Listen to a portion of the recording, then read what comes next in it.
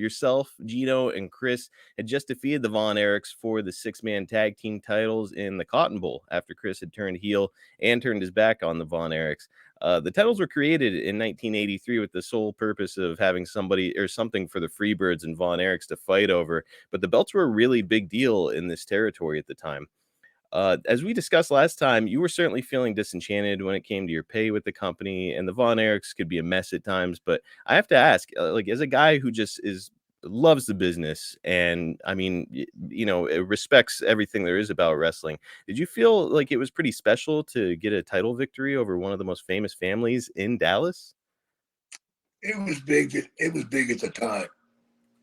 Certainly for the territory, it was the best thing that could have happened. And it was done on the biggest stage. So they really wanted to pop for Chris Adams. Mm-hmm. They wanted to really put it out there. They hoped that he'd be able to carry it for a while.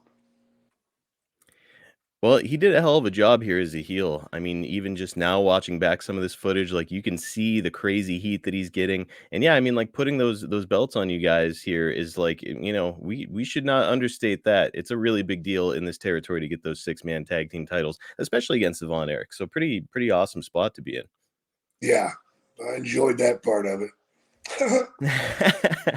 Yeah, I mean, like, it's an awesome spot, but from what you were telling me, it's like the amount of pay you're receiving does not exactly correlate with the spot that you are on the card, right?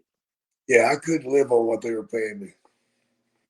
I think that you revealed before that it comes in at something like maybe an average of like $700 a week. And a lot of people are going to hear that and say like, "Hey, $700 a week, like that's a living wage. Like that's pretty good."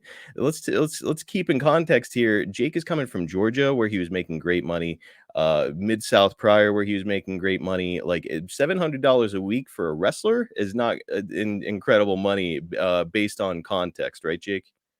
Absolutely not. You take the 700 and you take 200 or 300 off the top just for travel expenses. Yeah, I mean, so there's 200 gone. You've got a wife and children at this time. It's like, man, that's a lot of responsibility on $500 or so per week. It's just not gonna cut it, right? No, it wasn't cutting it at all, man.